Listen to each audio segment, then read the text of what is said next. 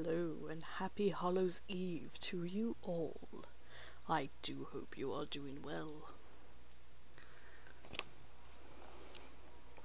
Today we may have a special guest dropping in. It is, I must apologize for, slipped my mind that my brother Flint has actually agreed to help run the bar, so he might be coming in and out. You might hear him comment a couple of times. And that's Flint, F-L-Y-N-T. Hello, Papyrus. Hello, Biohazard. Thank you both for being here. Thank you all for coming. And for taking time out of your Hallows Eve, whether it be trick-or-treating, as you humans like to do, or spending time just listening to an old flame tell a story.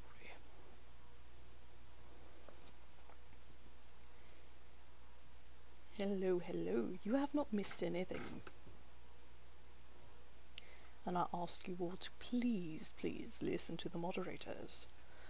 Our stories today take us from poetry from Poe, hello Alex, to some newer things from, I believe it is Dust, yes it is, and from an old tale. So, let us begin. This is called the Poem of Contradictions. The author is unknown, or at least I could not find one. But this is one that has been around for a very long time. Ladies and gentlemen, hobos and tramps, cross-eyed mosquitoes and bow-legged ants, I come before you to stand behind you, to tell you something I know nothing about. Next Thursday, which is Good Friday, there will be a Mother's Day meeting for fathers only. Admission is free, so pay at the door. Pull up a seat and sit on the floor. We will discuss a story you've all heard before. One bright morning, in the middle of the night, two dead boys got up to fight. They lived on the corner in the middle of the block, on the second floor of a vacant lot. One had a fiddle, one had a drum, one had a pancake stuck to his bum. Back to back, they faced each other, drew their swords and shot each other. One was blind, the other couldn't see, so they chose a dummy for a referee.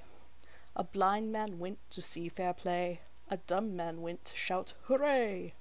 A paralyzed donkey passing by kicked the blind man in the eye, knocked him through a 9-inch wall into a dry ditch and drowned them all.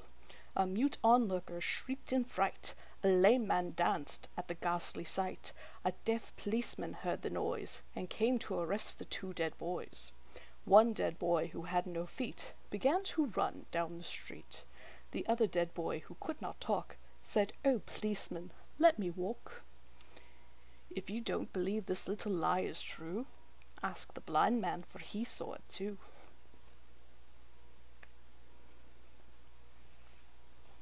And that concludes the poem of opposites, or contradictions, depending on who you are talking about.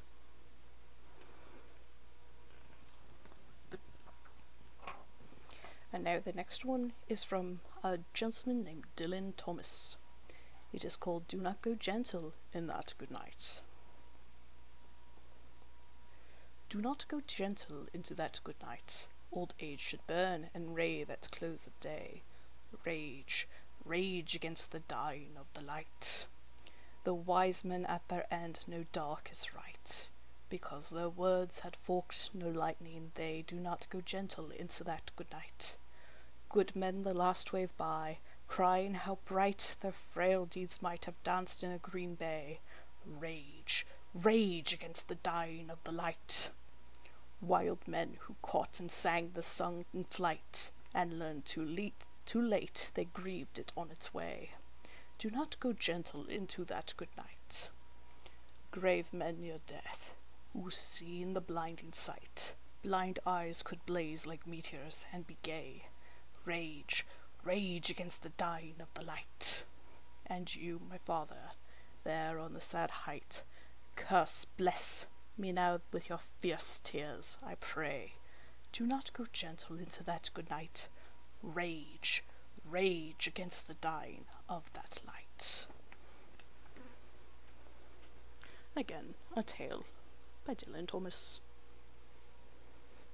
Ah, Flint. How long have you been there? I've been here for a while, dear brother. A while? Well, then would you be kind enough to pass me the book on the other side of you? Yes, I would. Thank you, brother. That is a good question, Sir Alex the Killer. How is it that we have not collected the debt from Sans yet?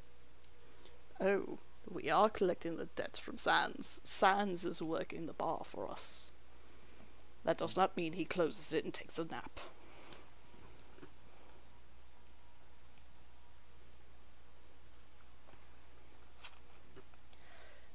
And now a tale from Nina Keriki Hoffman, from a tale called Coming Home, from the book 100 Ghastly Little Ghost Stories. Coming home. I love this house, except that one closet. I don't think I'll ever leave this house, no matter what happens or who lives here, even though I don't like that closet, and it's so close to my room. I hate to leave my room, because then I have to go past it. I know what happened in that closet, and I don't like to think about it, or where my brother Matt is. He's been dead longer than I have. I'm still not sure if he's here in the house or not. My room is the big room at the sunrise side of the stairs. There's a great big picture window. I can see the mountains from there, and I love looking at them when the moon slips behind them, because that's when I'm strongest, in the cool moonlight, not like the mornings when the sun flames across the sky. The sun makes me feel pale. I think that's funny, because it used to turn me brown every summer. This house is like a white wedding cake, with a piece cut out in front. The upstairs is smaller, and sits on top of the downstairs, and a giant came and cut a piece out of the middle of the downstairs. I think it might have been the piece with the biggest rose. The house is frosted white as a wedding, and upstairs doors lead out onto the roof so I can pretend to be the bride on top of the cake. Mama called this house adobe. I think it's like living inside of a cake with windows. My best friend Robin, 10 a year older than me, used to live next door in the flat, ordinary house I can see from one of the windows. She liked to come and visit, especially after I told her about the cake. She wanted to be a scientist. She said, "Livy, if I had your brain, I'd put it in a glass bowl and ask it questions all the time." She didn't say that after Matt was in the closet. Nobody said anything nice to me for a long time after that. We moved away, and I never saw Robin again. After 25 years, I was going back to the house. I couldn't ever remember calling home. Though I lived there with 4 brothers, my parents the first 9 years I was alive. Pardon. When my husband Scott turned the van onto the private lane that led to the house, I felt as though a lump of ice formed in my chest, as though I were all alone, even with Scott in the driver's seat beside me, and the 8 kids yelling all around us. Sarah was in my lap, and she was as squirmy as a puppy. Dion kept tugging on my braid, saying, "Are we there yet, Mummy? Can I have my room yet, Mummy?" Sterling said he was the oldest and deserved a room of his own if anybody did. Carol said who said Sterling was the oldest. He didn't know his real birthday, did he? Maybe she was older. They had this argument every year when it got close to June the 20th, when we celebrated their birthdays together. The adoption agency had told us they had no birth certificate for Sterling. Nick yelled for everyone to shut up. He had a deep little voice that reminded me of a frog's croak. He said this was a special moment, and Maria wanted it to be nice, so shut up. He always spoke up for Maria. She was our newest, only with us 7 months, still shy and quiet. Sometimes I wondered if she really said any of the things Nick credited her with. But it didn't matter. She clung to him, and he cared for her, and that was enough. Later, when she settled in, I would ask her how she felt about things. Prudence said Is this it, Mummy? Is this where you lived when you were little? I said it must be. It felt cold, even though sunlight splashed down on the lush greenery of gardens on both sides of the car. I was frigid. It must be, but I don't really remember. Except I saw a patch of pampas grass in someone's front yard, and a drive bordered with fuchsia bushes. I felt a shiver cripple up my back. None of this was new. Yet, when I reached for memories, I found only grey fog. My life began at my grandmother's house in San Francisco, almost 10 years after I was born. I thought that was what it was like for our kids. They had lives behind them, mostly in institutions, where they waited for someone to want them. Then we adopted them, and their lives really started. I remembered the first time I handed Sterling, our first child, a rolling pin, and invited him to flatten out some gingerbread dough so we could cut cookies. He was 6, and very solemn. I didn't know how to talk to him. Children seemed like another species to me, a fascinating species I wanted to study. But I didn't know how to approach them. When I handed Sterling the rolling pin, his eyes brightened. When I gave him the raisins for the gingerbread boy's eyes, I remembered my grandmother reaching out to drop precious raisins in my small hand. Almost my first ever memory. That first contact with Sterling had warmed me, kindling my desire to learn and love children the way Scott did. Scott spends a lot of time with work, doing custody determinations. He was always concerned that the children he worked with stay with the best parent for them. "What's that?" Artie asked, leaning forward to point past my shoulder, nearly hitting Sarah on the head as he did. "A stone pine tree," I said. How did I know that? It was like a bonsai left by a giant, an enormous twisted tree standing in the center of the driveway, in an elevated circle of ground ringed by stones. There was the big turnaround in the front of the house, at the end of the drive. I stared at the white one, a piece of the old Southwest, transplanted to this Southern California town. Blocky white adobe, with vigas poking out here and there. Its unlikeliest feature, its huge windows. In real adobe buildings, the windows were small, the thick walls conserving heat in the winter and cool in the summer. I had studied the Indian cultures of the Southwest in my anthropology course. The vanished cultures interested me the most. Scott pulled the van to the stop in front of the white adobe house. The lawn that separated it from the suburban house on the left looked weedy and overgrown. "Who wants to mow the lawn?" Scott asked in his best cheery voice. "I do," yelled Nick. Dion chimed in, and Sterling laughed. He knows a trick when he hears one. "Okay, Nick, you and Dion can help me, just as soon as the moving van gets here." "Oh, honey, let's get the furniture set up first, okay?" I said. I'd never suspected Scott had a passion for yard work. In the rambling house on the edge of town we'd been living in until this house came open, he left the yard to me, and concentrated on keeping the furniture in good repair and the plumbing healthy. I planted the tulip bulbs, and coaxed Prudence and Carol into helping me weed. I had wanted to stay there, but Scott kept griping. "Via, you own that enormous house, for heaven's sakes. How easy is it going to be to find renters? Why don't we just move in? We're only one of the few families I can think of who could actually use all that space." I couldn't explain my reluctance. There was something about that house. Ever since my father's will had been read 3 years earlier, and he left the house to me, I'd felt something in some tucked-away corner of my mind. After hearing the clause that left me title to the house, I had looked at my 3 brothers, strangers to me, angry strangers who stared back.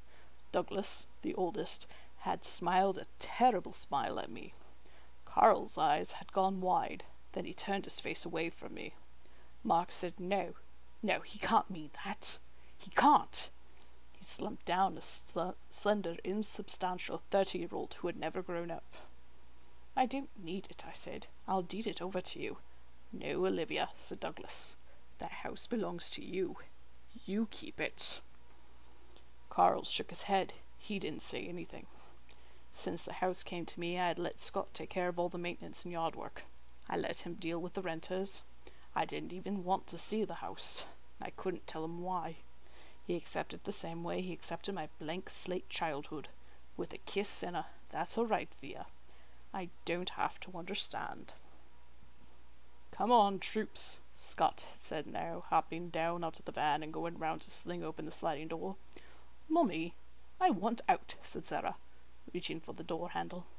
I let her out, then descended to the gravelly drive myself, and stood staring at the blank white facade of a house. The children trooped up the brick walkway toward the front courtyard, a cobblestone patio between the wings of the lower story. Open it, Kel cried, tugging on the front door. Scott fished out the keys of his pockets and opened the front door. The children pushed past him into the house, and my throat closed. I felt dizzy. "Scott, do not let them out of your sight." "What?" He glanced after them. They went whooping through the house, scattering. "Via, calm down. I've been through this place with the termite people, and there isn't an unsound board in the whole house. It's great." "Scott," I said, and gripped his arms. "Scott!" He put his arm around me. "What is it, honey?" I took 2 staggering steps, and I was over the threshold and into the house. Scott supported me. "Doesn't it smell terrible in here?" Lysol, maybe. I had professional cleaners in. The last tenants left a mess, and they left a big cleaning deposit too. "Not that," I said. I eased out of his embrace and strode down the hallway toward the western wing. "The master bedroom's through here," Scott said, pointing down the little hall. I turned away from him and mounted the stairs. "Nick," I called. I heard his voice arguing with Sterling's above. "Nick, where's Artie?" Carol came to the top of the stairs. "Mom, guess what? There's a closet up here, big enough to be a bedroom." "Get out of there!" I charged up the stairs. I don't like that closet. It's the one place in the house I don't like. I haven't for a long time, even before it turned into Matt's closet. Before Matt was in the closet, I was in the closet. He locked me in all the time. He was only 1 year older than me, but he was lots bigger. When he was really feeling mean, he'd hide the key so the others couldn't let me out, except Doug would hear me screaming in the closet and go get Mama, and she had the key that worked too. She always said I must get Daddy to take the lock off that door. She never did, though. I spent a lot of time in that closet. It had all kinds of great games and puzzles and things in it, because it was the upstairs playroom closet, and crayons and poster paints and sketch pads were all stored there. But Matt locked me in and left the light off. The light switch was outside, so I couldn't do anything about it. Once I found the crayons and marked all over the walls in the dark, because I was just so mad and nobody was home to let me out. Mama gave me Windex and a razor blade, and some scrubbing things, made me clean everything off. I cut myself. There was some marks back behind the costumes for dress-up. I never did get it off, but she didn't look very close. Matt and I were always fighting. He was mad because I got the big bedroom with its big bathroom.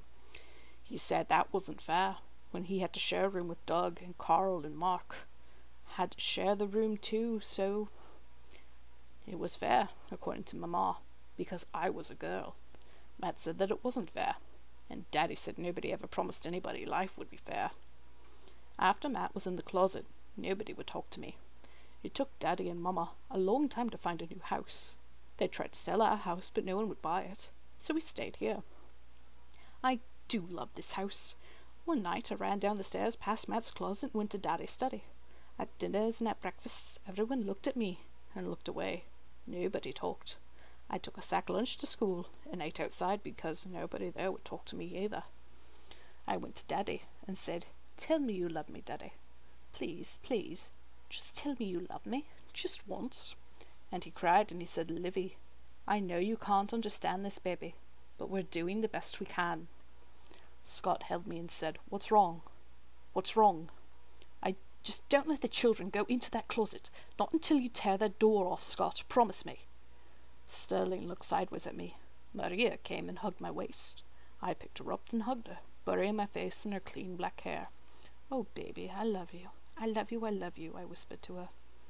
Scott said, "You kids heard your mother. Nobody goes in that closet, all right? I mean it now."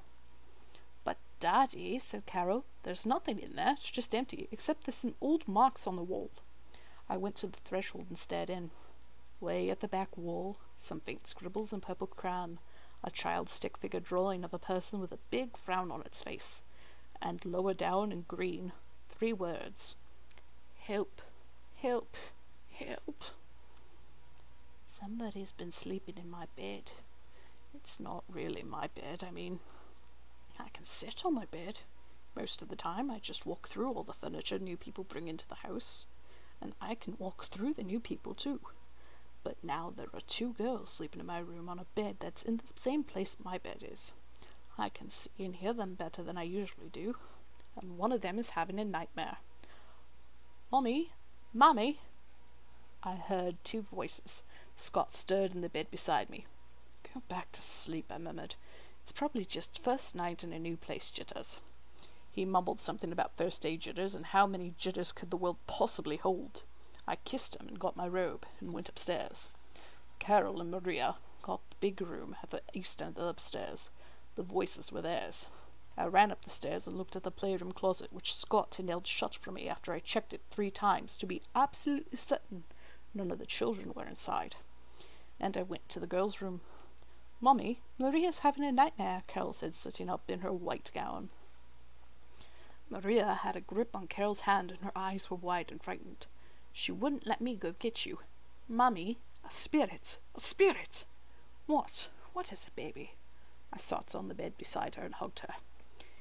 "Is my sister," she whispered. "The little one. Oh, pobrecito." "Maria," I whispered. "You have a sister?" "Nick said she had a little sister, but she died," said Carol. "The agency didn't tell us. Oh, baby, I'm so sorry." And I thought, no, I was wrong.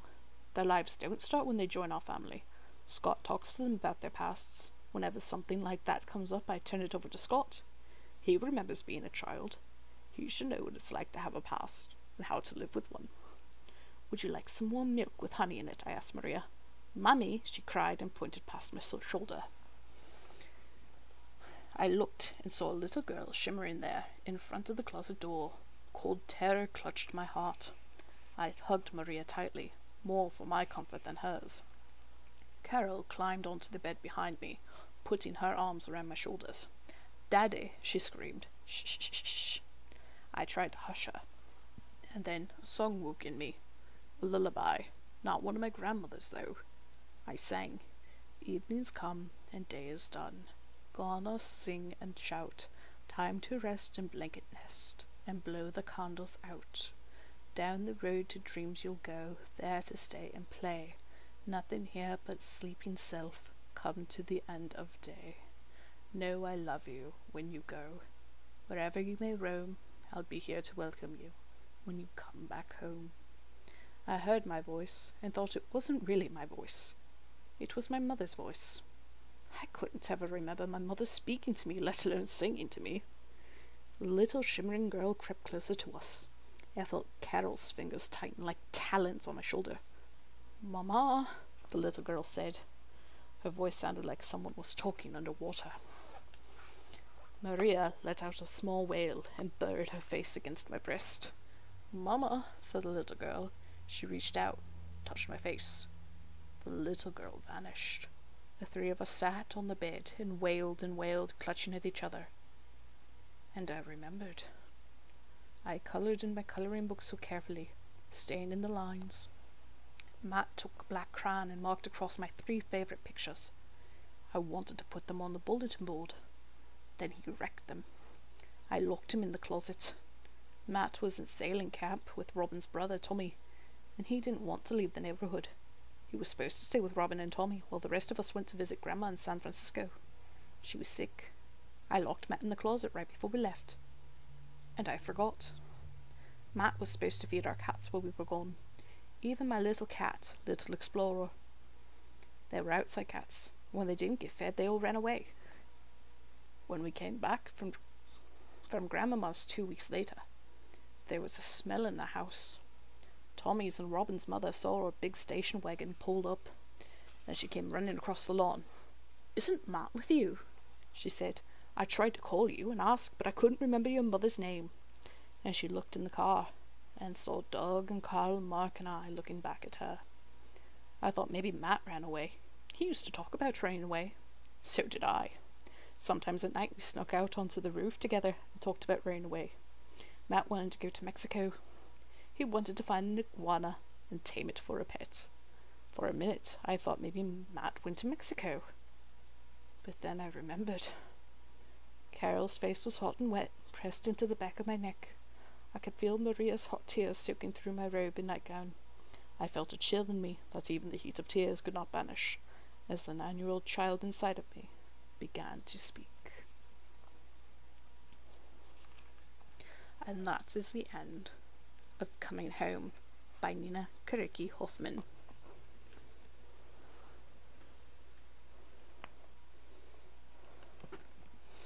Oh, welcome, welcome, Bibble.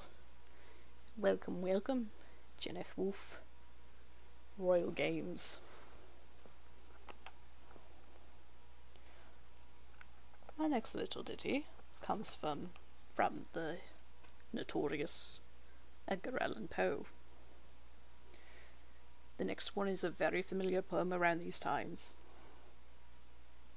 known as The Raven.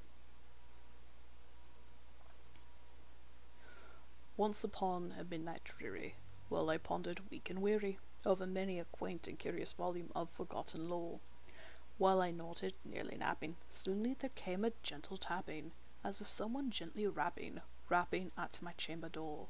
"'Tis some visitor," I muttered, tapping at my chamber door. Only this, and nothing more. Ah, distinctly I remember it was in the bleak December, and each separate dying ember wrought its ghost upon the floor. Eagerly I wished the morrow, vainly I had sought to borrow from my books surcease of sorrow, sorrow for the lost Lenore, for the rare and radiant maiden whom the angels named Lenore, nameless here forevermore. And the silken, sad, and certain rustling of each purple curtain thrilled me, filled me with fantastic terrors never felt before, so that now, to still the beating of my heart, I stood repeating, "'Tis some visitor entreating entrance at my chamber door, some late night visitor entreating entrance at my chamber door. This is it, and nothing more." Presently my soul grew stronger, hesitating then no longer. "Sir," said I, "or madam, truly your forgiveness I implore. But the fact is I was napping, and so gently you came rapping, and so faintly you came tapping at my chamber door, that I scarce was sure I heard you. Here I opened wide the door. Darkness there, nothing more." Deep into that darkness peering, long I stood there wondering, fearing, doubting, dreaming dreams no mortals ever dared to dream before. But the silence was unbroken, and the stillness gave no token, and the only word there spoken was the whispered word, "Lenore." This I whispered, and an echo murmured back the word, "Lenore." Merely this, and nothing more. Back into the chamber turning, all my soul within me burning, soon again I heard a tapping, something louder than before. "Surely," said I, "surely this is something at my window lattice. Let me see then what thereat is, and this mystery explore. Let my heart be still a moment, and this mystery explore. 'Tis the wind, and nothing more." Open here I flung the shutter, when with many a flirt and flutter, in there stepped a stately raven, as of saintly days of yore. Not in the least obeisance made he, and not a minute stopped or stayed he, but with mien of lord or lady perched above my chamber door, perched upon a bust of Pallas just above my chamber door, perched and sat, and nothing more. Then this ebony bird beguiling my sad fancy into smiling, by the grave and stern decorum of the countenance it wore. "Though thy crest be shorn and shaven, thou," I said, "art surely no craven. Ghastly grim and ancient raven, wandering from the nightly shore, tell me what thy lordly name is on the night's plutonium shore." Quoth the raven, "Nevermore." Much I marvelled this ungainly fowl to hear discourse so plainly, though its answers little meaning, little relevancy bore. For we cannot help agreeing that no living human being ever yet was blessed with seeing a bird above his chamber door, Birdie beast upon the sculpted bust above his chamber door was such a name as Nevermore. But the raven, sitting lonely on that placid bust, spoke only that one word, as if his soul in that one word he did outpour. Nothing farther than he uttered, not a feather than he fluttered, till I scarcely more than muttered, Other friends have flown before, on the morrow he will leave me, as my hopes have flown before. Then the raven said, Nevermore. Startled at the stillness broken by a reply so aptly spoken, Doubtless, said I, what it utters is its only stock and store, caught from some unhappy master, whom unmerciful disaster followed fast and faster, till his songs one burden bore, till the dirges of his hope that melancholy burden bore, of never, nevermore. But the raven still beguiling all my soul into smiling, straight I wheeled a cushioned seat in front of bird and bust and door.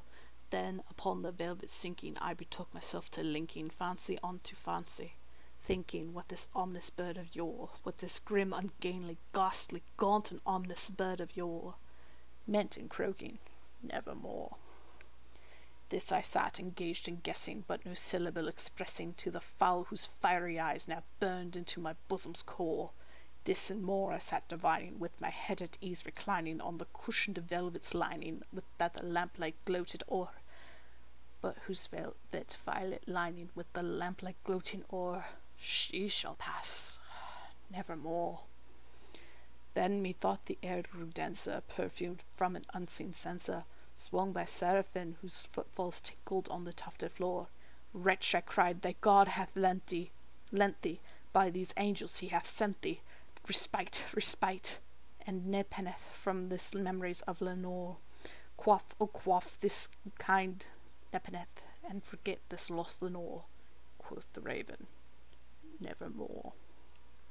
Prophet, said I, thing of evil, prophet still, if bird or devil, whether tempest sent or whether tempest brought thee here ashore, desolate yet all undaunted, on this desert land enchanted, on this home by horror haunted, tell me truly, I implore, is this the balm in Gilead? Tell me, I implore, quoth the raven, Nevermore. Prophet, said I, thing of evil.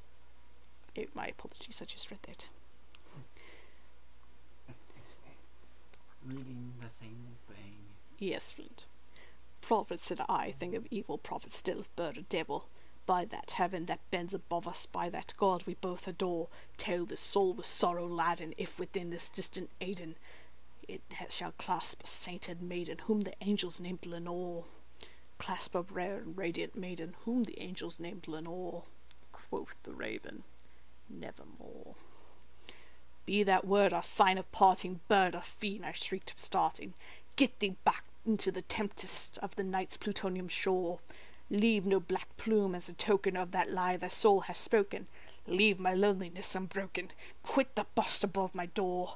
Take thy beak from out my heart, and take thy form from off my door, quoth the raven, Nevermore. And the raven, never flitting, still a sitting, on the pallid bust of Pallas, just above my chamber door, and his eyes have all the seeming of a demon's that is dreaming, and the lamplight o'er him streaming throws a shadow on the floor, and my soul from out that shadow that lies floating on the floor shall be lifted, nevermore. Again, a very famous poem by Edgar Allan Poe. As long as you don't repeat poems, you will be forevermore. Flint, how goes the restaurant downstairs? Nevermore, boss. I am sure. I need that book. Thank you, Flint.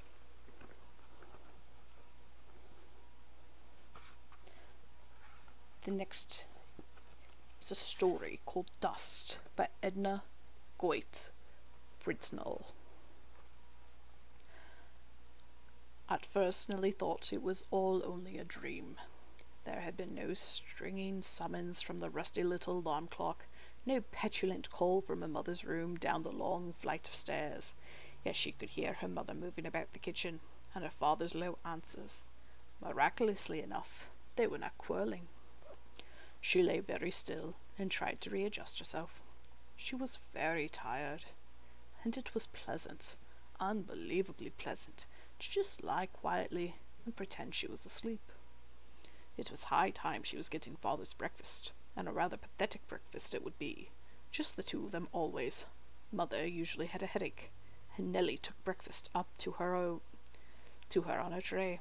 Not a tray with a rose clinging lovingly to the curl of the long crystal vase, but roses were expensive, and not to be thought of even in midsummer. Mother usually ate her breakfast, and turned over discontentedly and went back to sleep. Then Nelly hurried downstairs and went about dusting the living room. Mother was most particular about the living room. Beyond the living room, nothing much mattered. Nelly sensed that she was lying on the couch in the alcove above.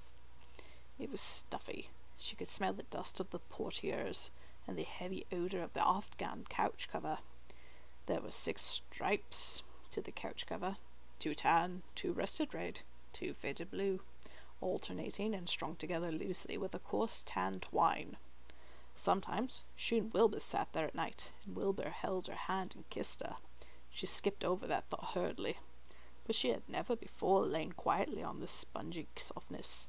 Mother spoke of the alcove as a cosy corner. It was nice. Even the sheet was over her face, just as she always put it, even in her own hard little bed up under the roof, to keep off the wind that sucked down through the flue in the chimney. She liked her room, though it had nothing in it besides a very old marble top dresser, shabbily painted white, and an old mirror of her grandmother's that once had been resplendent with shiny gold leaf. It was nothing much to look at now, after she had painted the clusters of grapes along the sides. Blobs of paint made pimples on the sides of the grapes, unpleasant even to think about. The bed was thin and white and iron. It was cold in winter, like the rest of the room, and hot in summer. In the winter there was no heat. The tiny sheet iron stove in the corner was not good to look at, but no one bothered to take it down. It was painfully inadequate against the winter winds that threw themselves off the lake and beat frantically against the 8 tiny windows. Only half of the woodwork was white. Nelly had intended it all to be white, but one can hardly judge the limits of a quart of paint. Even the white part was not all white, just a muddy grey, where the deep brown of the old woodwork showed through. And now only 2 of the windows would open. The paint held them quite securely, making the room like a furnace during the hot summer nights. Even at that, Nelly liked the room. There were 8 more of such rooms strung along the road toward the street corner. Nelly often wondered what they were like, if they were as warm and as cold as hers, and if the wallpapers were as pretty as hers. Nelly loved the wallpaper. She had selected it herself. It was pale green with broad silver trellises, fairly bursting with pink roses that hung over her bed in joyous profusion, so low as the ceiling that she could fancy herself lying in a bed and merely reaching out one slim arm and gathering handfuls to her thin young breasts. Looking at the flowers, she forgot the paint, and the lack of curtains at the windows didn't bother her any more. She had wanted Swiss curtains with pink dots and frilled tie-backs, but as her mother convinced her, curtains were not necessary up so high from the street. No one saw. As the door opened softly, she lay very still. It was too nice for just a little longer. She wondered why father hadn't gone to work, wrenching himself into his coat, pulling his hat down viciously over his spectacle eyes, and slamming the door until the coloured glass faintly rattled in its casing. From the kitchen she could hear the mother's voice, as a general directing his army. "Be careful now with that dust rag. Wipe off the window sills and the top of the piano and the rungs of the chairs." So father was dusting. She would have loved to peek out from under the sheet, just to have seen him, but it was too dangerous. Mother getting breakfast, father dusting. Too delicious just to lie all warm and comfortable and let someone else do something. Her mother came through the dining room and stood in the doorway. We could put those roses in the green vase, she was saying to her father. 2 dozen roses from the Goodmans around the corner. 2 dozen roses! It was beyond comprehension. Soon she would stir herself and get up and wash the vase, way down at the bottom so that no brown line would show. But not now. No, not now. She had thought about the house, stiff with red dark brick, and jutting porch that went up stiffly, as if making a long nose at the shabby cellar beneath. It had cutwork and bowls and scrolls all painted red, dark red like the brick. The living room was nice. Mother always spoke of it that way. There was the onyx table with the bronze statue on it by the front window, the bronze lamp with the big red shade on the glass top table by the Morris chair. There were green over-curtains, scant, very scant it was true, but not quite covering the coarse lace edges of the scrim curtains underneath. But Mother had made them in a hurry, and her sense of measurement was not always accurate. Still, they looked nice. The piano was rosewood. Even Father was proud of the piano, though there had been weeks of wrangling and bitter, biting argument over it. But Mother won. Mother always did. Just as she had about the house. Father had wanted a house in the country, a house that stood by itself and didn't have to be propped up by 7 others, all alike in a row, like alphabet blocks. A house that had sides to it, or more than one at least, so that one could see, and not only just one stone high front. Windows that looked wide to the sun, and not into a grey court that grew darker and darker as it neared the dining room windows. Perhaps that's why the dining room was rarely dusted. No one could see dust in the dining room, even at midday. That is, no one but Father. Father could see, and sometimes he wrote the word dust in big scrawling hand across the shelf of a high golden oak sideboard. It always made Mother angry, which she knew it would. Often Nellie saw it before Mother did, though she was not so tall, and that saved a row. Nellie hated rows, but Father and Mother seemed to enjoy them. Father always telling about his mother's housekeeping, and Mother flinging back about never having a dime to call her own. Often Nellie could hear them below her, tense, bitter voices snarling at each other in the darkness. But when callers came, Mother and Father took on, in some mysterious fashion, the niceness of the living room. Mother was proud of the oriental rugs, and Father even praised the piano. Nellie didn't stir. She heard Mother's steps close beside her, very close beside her. She was speaking. "I think the roses look nicest here, don't you? We could put the rest of the flowers here, but the roses are lovely." She liked roses, said the Father. "I like roses too, but with never a dime." She stopped suddenly, and her father said nothing. Her graduating dress was a bit too small, but I split it down the back. It looks real nice against... Her mother continued. "She has real pretty hair." Her father seemed very close to her. He was praising her. Tears flooded to her eyes, but she kept her lips closed tight. She wanted to hear more, just a very little more. "I had real pretty hair too, once. You used to say so yourself. But what with scrimping and washing and ironing and standing over a hot stove and raising a..." Her mother hesitated. "She wasn't exactly thankless," her father said slowly, as if supplying the word. "Maybe we shouldn't have said she had to marry Wilbur. Wilbur is a nice fellow, but maybe she just didn't fancy him. Girls are sometimes that way. Maybe if we hadn't just forced her too far, she would have got used to the idea slow-like, and not run out into the street like a wild thing and get runned over by a fire engine." Nellie felt her mother's breath freeze against her lips. "Don't you ever let me hear you say those words again. Not to anybody, any time," she said firmly. "After all, she was running out to see where the fire was, and that's how it all happened." "I guess you're right," said the father. "Well, I've got all the food ready, and most of the flowers set up. You better go up and get a fresh collar on and your black gloves ready. The man ought to be here now, any minute, and you can help lift her." Her mother came close to her and lifted the sheet. Nellie kept her eyes tightly closed and waited. "She looks real nice," she said almost defiantly, "just like she was sleeping." "Yes," said her father, "just like she was sleeping." Her mother laid the sheet back over her face. They tiptoed away. The heavy scent of roses came back to Nelly pleasantly. She wished the portieres didn't smell like dust. So close the roses seemed, as if she could reach out one slender arm and gather them to her thin young bosom. She was very tired. She wondered about the alarm clock. Perhaps there had never been an alarm clock. Perhaps she had only been dreaming. It was nice of the Goodmans to send the roses to her mother. They were nice people. Even her mother and father were nice. A nice living room it was. A nice couch. Comfortable. Restful. Even Wilbur was nice. She gave a thin, peaceful little sigh. The room was dusted. Somewhere father was putting on a clean collar and some black gloves. Somewhere mother. Well, it was all just too nice. And Nelly slept. That was again the story Dust by Edna Goit Brentmull. Brentnull, my apologies, with an N, not an M.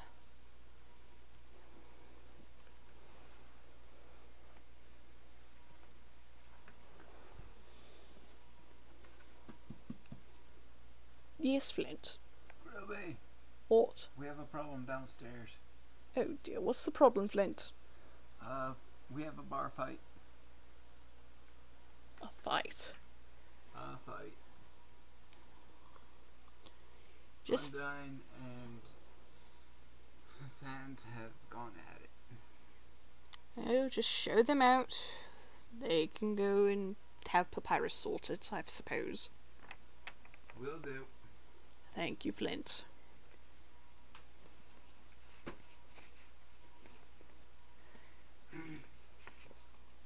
The next tale is from Edgar Allan Poe yet again. So it seems. I trust Flint enough to go and throw the two out, or at least show them the door and keep damage to a minimum. Don't understand why Sans would get into a fight unless it's one of his counterparts, which I believe it may be.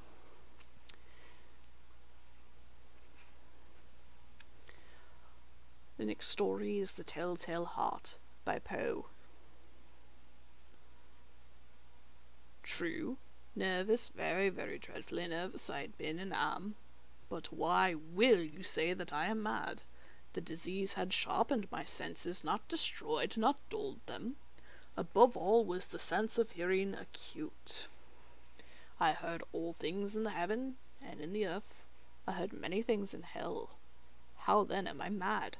Hearken, and observe how healthily, how calmly I can tell you the whole story. It is impossible to say how first the idea entered my brain, but once conceived, it haunted me day and night. Object there was none, passion there was none. I loved the old man.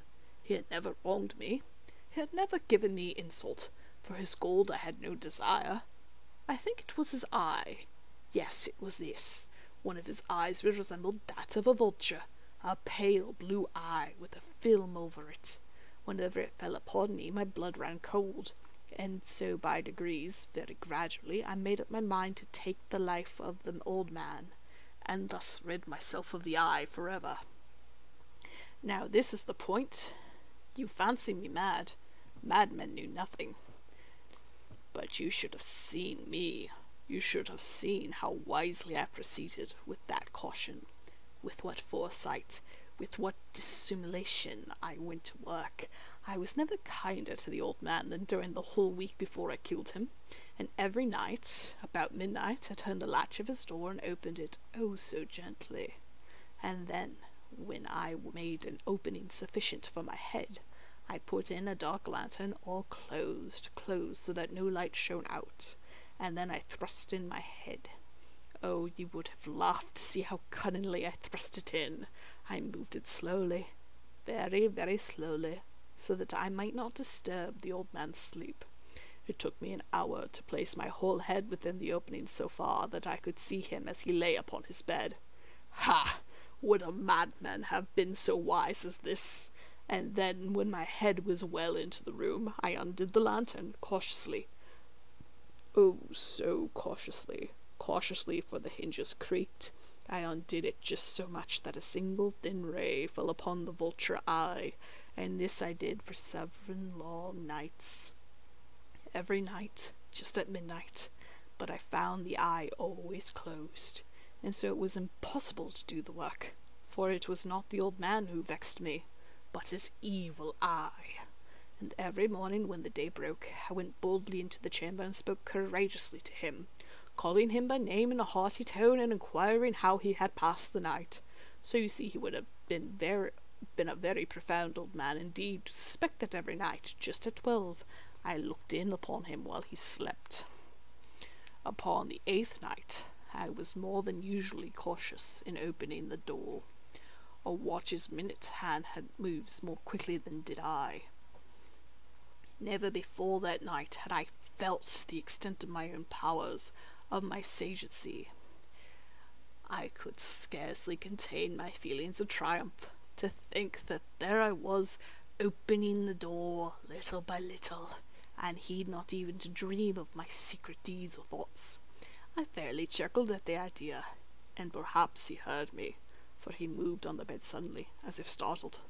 Now you may think that I drew back, but no.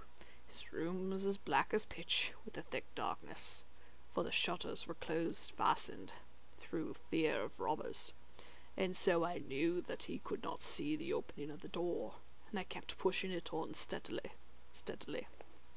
I had my head in, and was about to open the lantern, when my thumb slipped on the tin fastening, and the old man sprang up in the bed, crying out, "Who's there?"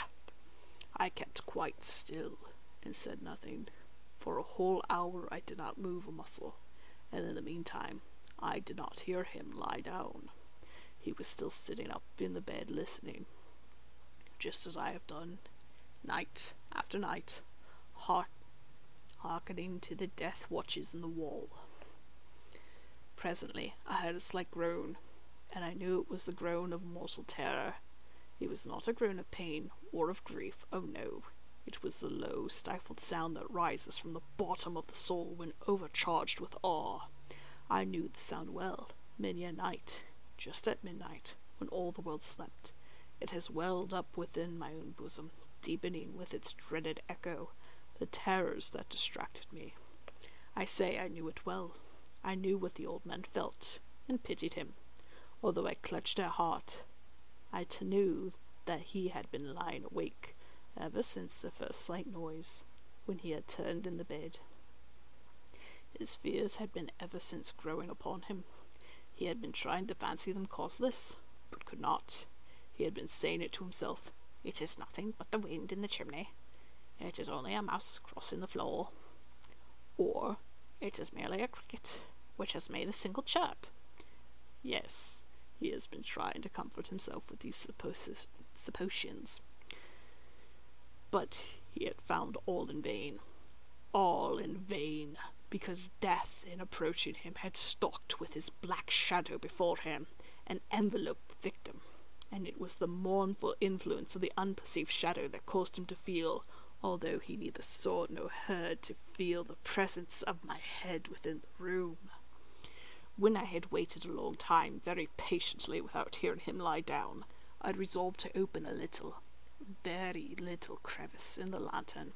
So I opened it. You cannot imagine how stealthily, until at length a single dim ray, like the thread of the spider, shot from out the crevice, and full upon the vulture eye.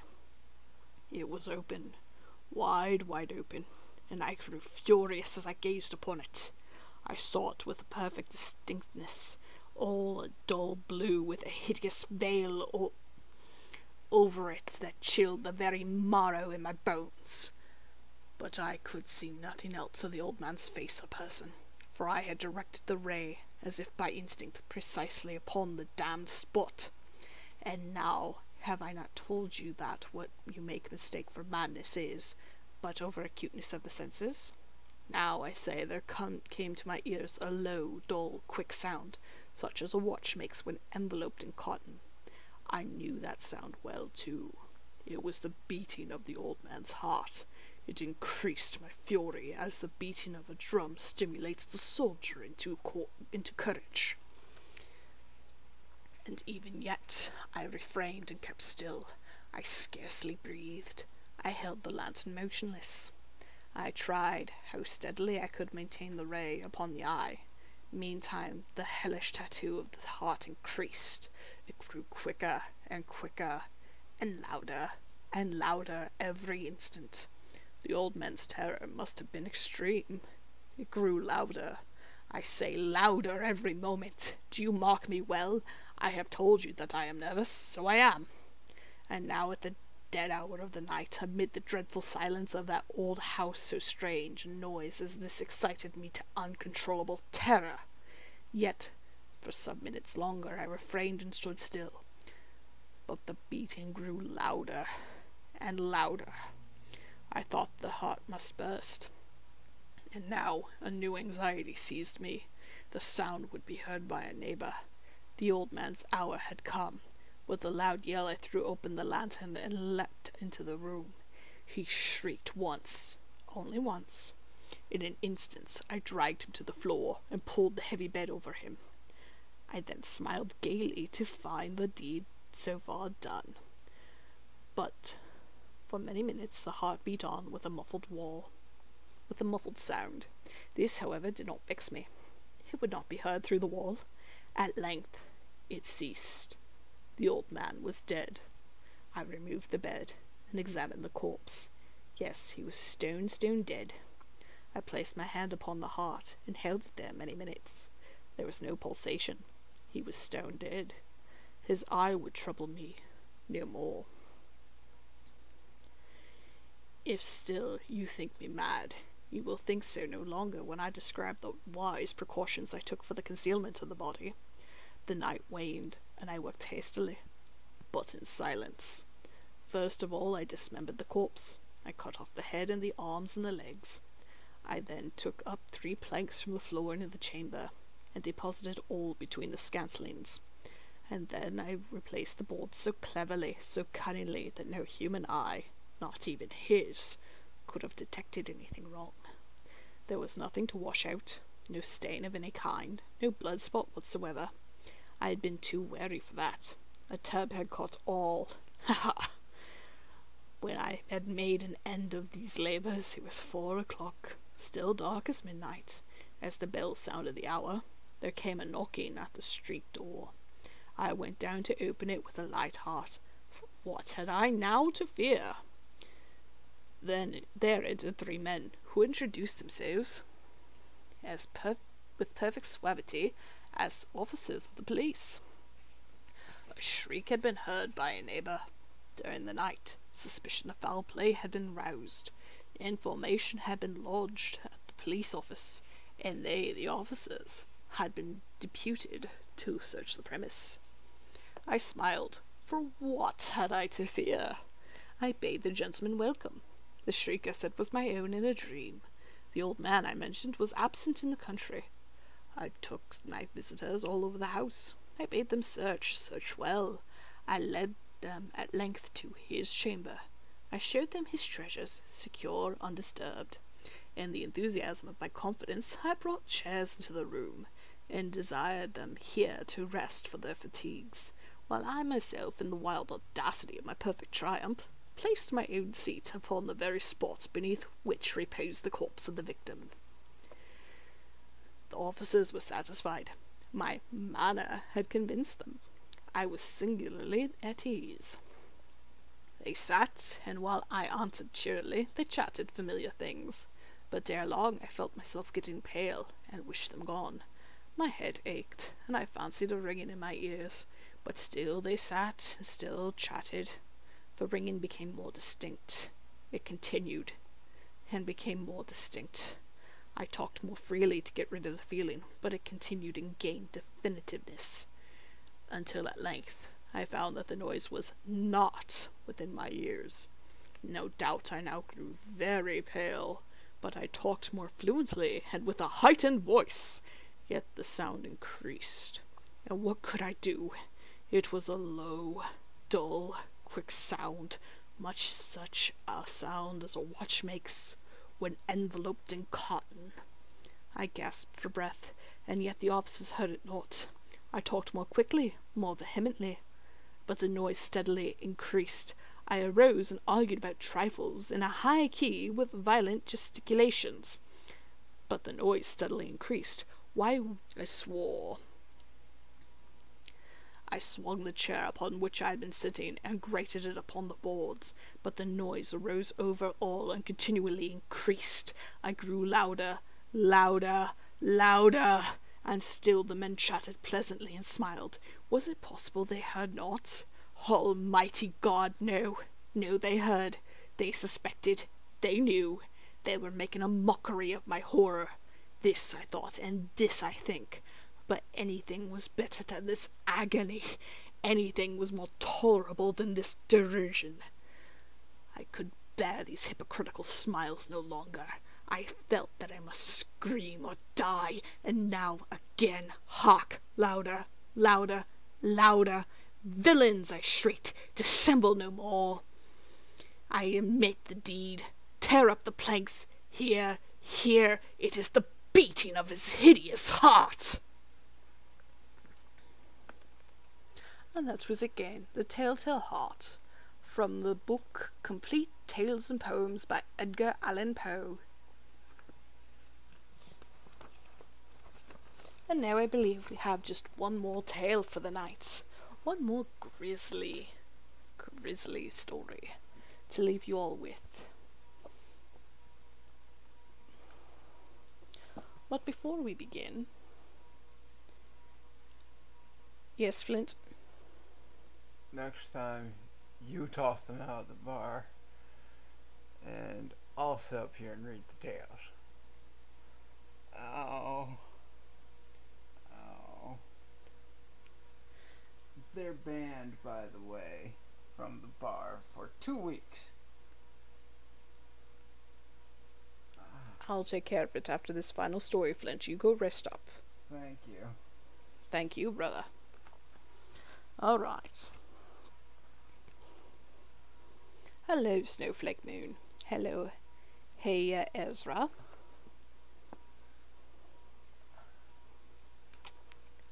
And hello to everyone who has first joined us. Our last little story is Come, O Come, Little Children by Chet Williamson.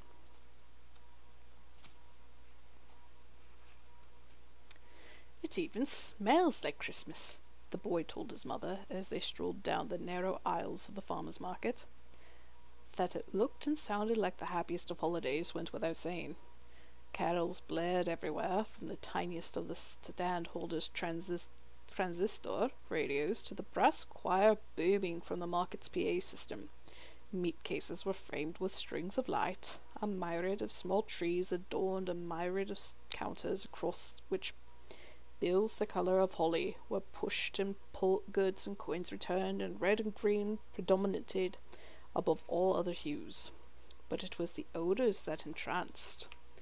The pugnancy of gingerbread, the sweet olfactory sting of fresh Christmas cookies. There were mince pies and pumpkin pudding, and concoction of cranberry sauce, and dried fruit and syrup, whose aroma made the boy pucker and salivate, as though a fresh lemon had brushed his tongue. The owner of the sandwich stand was selling small $1 styrofoam plates of turkey and stuffing to those too rabid to wait until Christmas. 3 long days away. The smell was intoxicating, and the line was long. The boy's mother, smiling and full of spirits, brought many things that would find their way to their own Christmas table, and the sights and sounds and smell kept the boy from being bored, as he usually was, at the great Tri-County Farmers and Flea Market. It was on the way out, as he and his mother walked through the large passage that divided the freshness of the food and produce stands from the dusty tawdriness of the flea market, that the boy saw the man dressed as Santa Claus. At first glance he did not seem a very good Santa Claus. He was too thin, and instead of a full white cottony fake beard, his own wispy mass of facial hair, which had been half-heartedly lightened, as though he'd dipped a comb in white shoe polish and given it a few quick strokes. There, the boy's mother remarked, is one of Santa's lesser helpers. The boy was way past the point where every Santa was the real Santa. In truth, he was just short of total disbelief.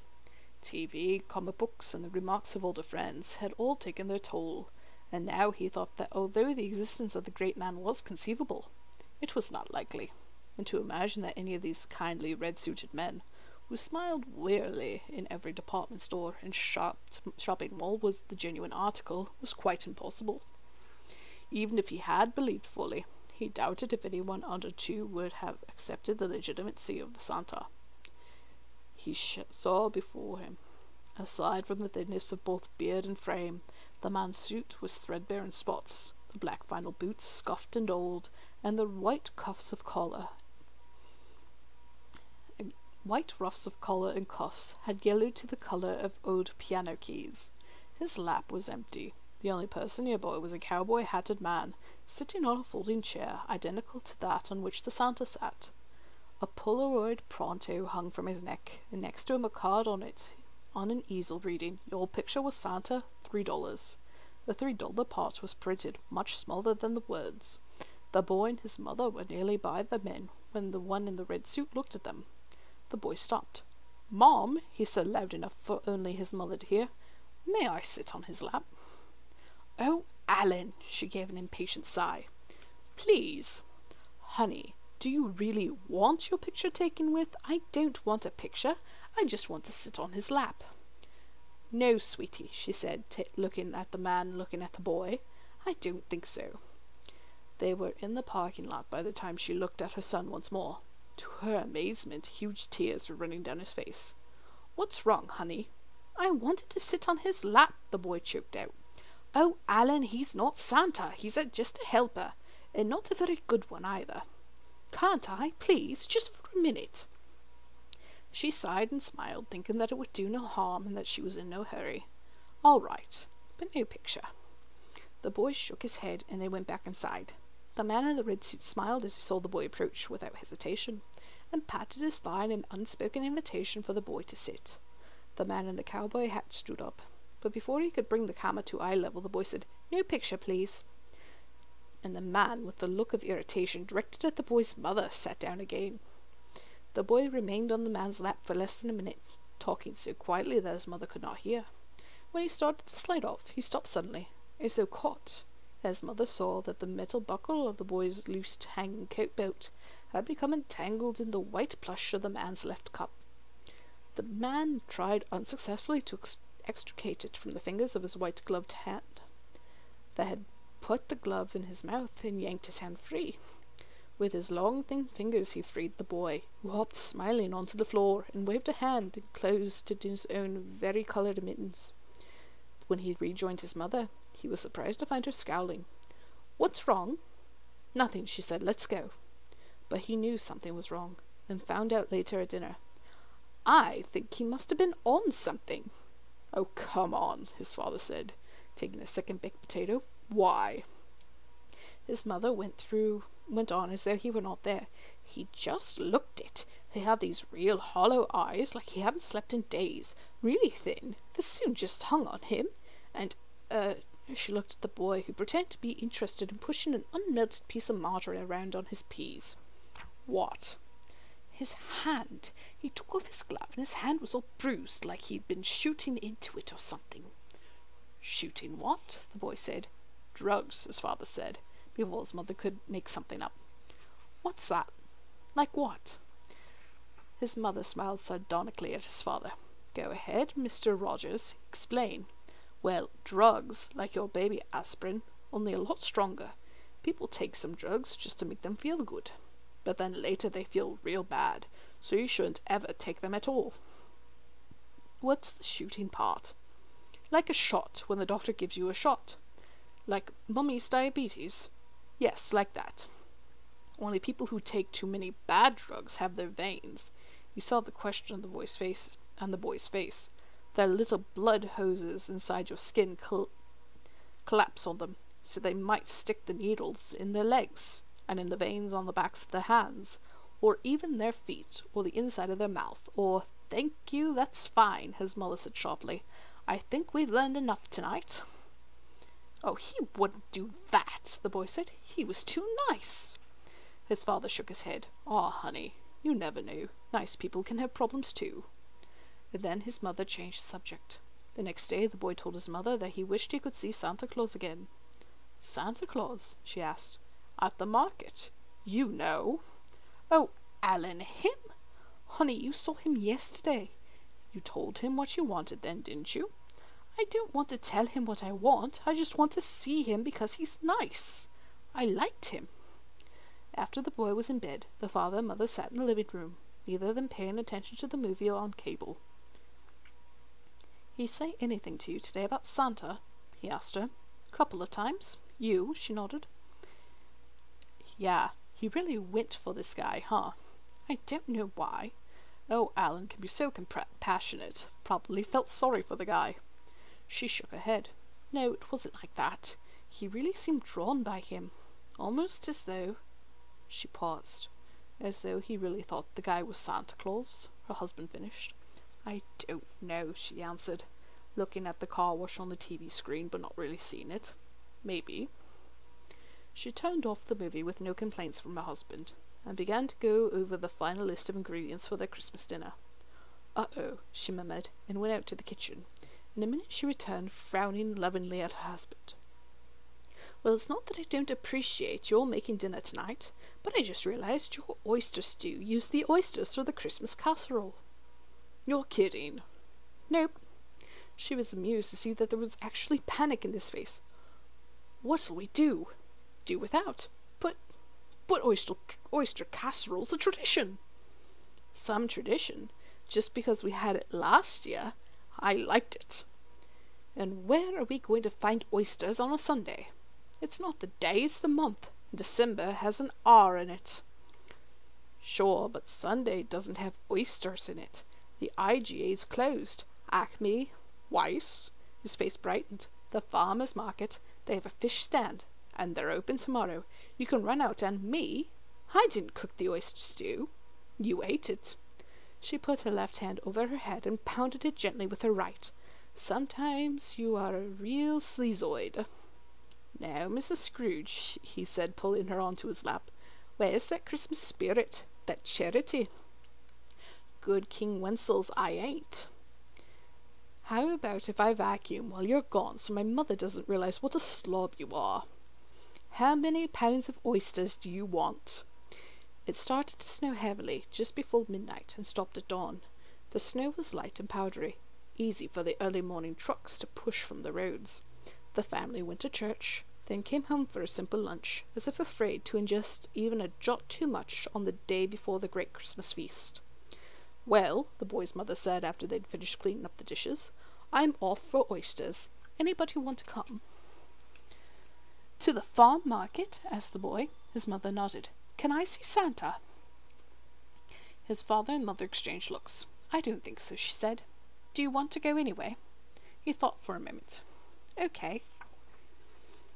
The parking lot was still covered with snow, although the cars had mashed most of it down into a grey film. Only the far end of the parking lot, where a small grey trailer sat attached to an old, nondescript sedan, was pristine with whiteness. It was typical, the boy's mother thought, of the management to not pay to have the lot ploughed.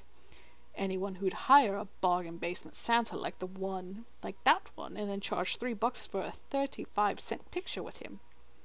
The seafood stand was out of oysters, but its owner said that the small grocery shop at the market's other end might have some still. "Could I see Santa?" the boy asked as they walked. "Alan, I told you no. Besides, he's probably gone by now. He's got a busy night tonight." She knew it sounded absurd even as she said it. If that Santa was going to be busy, it wouldn't be delivering toys. It would probably be looking for a fix. Repulsion crossed her face as she thought about again. Those hollow eyes, that pale skin, the telltale bruises on his bare hands, and she wondered what her son could possibly see in that haggard countenance. She thought she would ask him, but when she looked down, he was gone. In a sharp reflexive motion she looked to the other side, then behind her, but the boy was not there. She strained to see him through the forest of people, then turned and retraced her steps as her heart beat faster and beads of cold sweat touched her face. "Alan!" she called softly but high, to pierce the low murmuring din around her. "Alan!" It took some time for the idea to occur to her that her son had disobeyed her and set out to find the market Santa Claus on his own. She had not thought him capable of such a thing, for he knew and understood the dangers that could face a small child alone in a public place, especially a place like a flea market that had more than its share of transients and lowlifes. She told herself that he would be all right, that someone she knew would see him and stop him and take care of him until she could find him, or that he would be there on Santa Claus's lap, smiling sheepishly and guiltily when he spotted her. She was running now, jostling shoppers, their arms loaded with last-minute thoughts. Within a minute she entered the large open area between the markets. The chairs and the sign were there. The Santa and his photographer were not. Neither were her son. For a long moment she stood, wondering what to do next, and finally decided to find the manager and ask him to make an announcement on the PA system. But first she called her husband, for she could no longer bear to be alone. By the time he met her in the manager's office, the announcement had been made 4 times without a response. The boy's father hailed his mother, who was by this time crying quietly, very much afraid. Where was he going? The manager, a short elderly man with a cigarette in one hand and a can of soda in the other, asked. I thought it was to see Santa, but he wasn't there when I got there. The manager nodded. Yeah, he quit at noon. I wanted him to work through 5, but he wouldn't. Said he had to meet somebody. The boy's father looked at the manager intently over his wife's head. Who is this guy? Santa? Don't know his name. Just breezed in about a week ago. Asked if I wanted a Santa cheap. What do you mean you don't know his name? You pay him, don't you? Cash? Off the books. You keep that quiet now. And Riley, my helper, he got a Polaroid, so we made enough to pay him out of the pictures. The boy's father took his arms from around his wife. Where is this guy? He's got a trailer the other side of the lot. All right, the father nodded. We're going to talk to him. And if he can't give us any answers, we're calling the police. The manager started to protest, but the couple walked out of the office and down the aisles, trying hard not to run, and so admit their panic to themselves. It'll be all right, the boy's father kept saying. We'll find him. It will be all right. And they did. When they walked into the open area where Santa had been, the son was standing beside the gold aluminum Christmas tree. He smiled when he saw them, and waved. They ran up to him, and his mother scooped him up and hugged him, crying. His father placed a hand on his head as if to be certain he was really there, then tousled his hair, swallowing heavily to rid his throat of the cold lump that had been there since his wife's call. Where were you? The boy's mother said, holding him ferociously. Where did you go? I wanted to see him, he said, as if that were all the explanation necessary. But I told you no. You know better, Alan. Anything could have happened to you. We were worried sick. I'm sorry, Mum, but I just had to see him. But you didn't, his father said. So where were you? Why didn't you answer the announcements? Oh, I saw him, Dad. I was with him. You... where? He was here. He said he was waiting for me, that he'd been hoping I'd come back. He looked really different. He didn't have on his red suit or anything. His mother shook her head. But I looked here. Oh, I found him here, okay. But then we went to his place. What? They both asked at once. His trailer. It's sort of like the one Grandma and Grandpa have. Why did you go out there? His mother asked, remembering the trailer in the car at the end of the lot. He asked me to. Alan, his father said, I've told you never go to anywhere with anyone for any reason except your mother and I. But it was all right with him, Dad. I knew I'd be safe with him. He told me when we were walking out to his trailer. Told you what? How he always looks for somebody. Oh my God. What's the matter, Mum? Nothing. What else did this man say? He just said he always comes back this time of year just to see if people still believe in him. He said lots of people say they do, but they don't, not really. He said they just say so because they want their kids to believe in him. But if he finds one person who really believes and knows who he really is, then it's all gonna be okay. Till next Christmas. He said it's always almost kids, like me, but that's okay, as long as there's someone who believes in him and trusts him enough to go with him. The boy's father knelt beside him and his big hands on the boy's thin shoulders. "Alan, did he touch you? Touch you anywhere at all?" "Just here." He held up his mitten-covered hands. "My hands." "Alan, this man played a mean joke on you. You let him? He let you think that he's somebody that he really isn't." "Oh no, Dad, you're wrong." "Now listen, this man was not Santa Claus, Alan." The boy laughed. "I know that. I haven't believed in Santa Claus for almost a whole month." His mother barely got the words out. "Then who, and you were wrong too, Mum. He didn't have any little needle holes in his hands, just the big ones, straight through, just like he's supposed to." Her eyes widened, and she put her fist to her mouth to hold in a scream.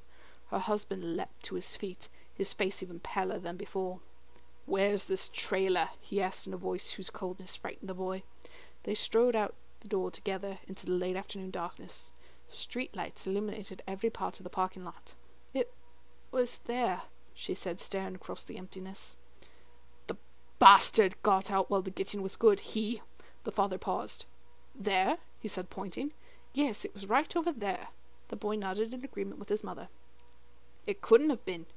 He started to walk toward the open space, and his family followed. "There are no tracks, it hasn't snowed, and there's no wind." He looked at the unbroken plain of powdered snow.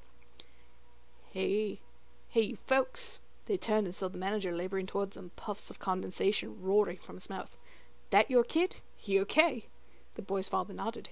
"Yeah, he seems to be. We were trying to find that man, your Santa Claus, but he's gone." "Huh, you believe that? And I still owe him $14. He turned back toward the warmth of the market, shaking his head. "Left without his money, some people." "Never mind," his wife said. "He's all right. Let him believe." She touched her husband's shoulder. "Maybe we should all believe. It's almost easier that way." When they got home, the boy took off his mittens. His father and mother saw the pale red marks, one in each palm, where he said the man's fingers had touched him. They were suffused with a rosy glow, as if the blood pulsed more strongly there. "They'll go away," the boy's father said. "In time, they'll go away." But they did not. That was again, a story, "O Come Little Children," by Chet Williamson. Now, my dear spooks and goblins, fellow humans and monsters alike, now comes the time where I must say we must part ways for the night. I have a bar to go downstairs and fix up,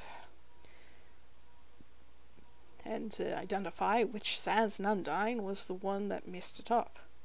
I believe it may be one of the Horror Clan, or Undertale. It all depends. They're out in force tonight, to mingle and mix with the trick-or-treaters. So remember, no tricks, only treats, or else you'll end up with something much more dangerous on your hands. I do hope you all have a great time tonight. Be responsible if you are going out and partaking in anything adult-like, such as alcohol or parties, so on and so forth. Again, thank you all for joining us this month in our Grisley Tales. If you liked it, please leave comments saying that you would like to, whether or not you would like for this to continue or not. And if so, what books you would like me to read from next. What stories would you like to hear of? I'd be most honoured. And I am always looking for suggestions for new books to read. Our art tonight was provided to us by our own Royal Guard Cam, so thank you for the lovely self-portrait of my horror tale counterpart, as well as the counterparts of Sans and Papyrus. And as always, everyone be safe, be smart, and always treat the monsters with kindness, compassion, and love, for that is what we are made of, and we only wish that of you.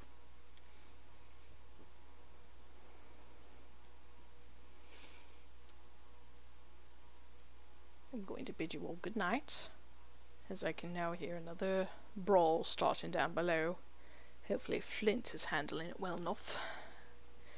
I bid you all good night, be safe, and I hope to see you all again very soon.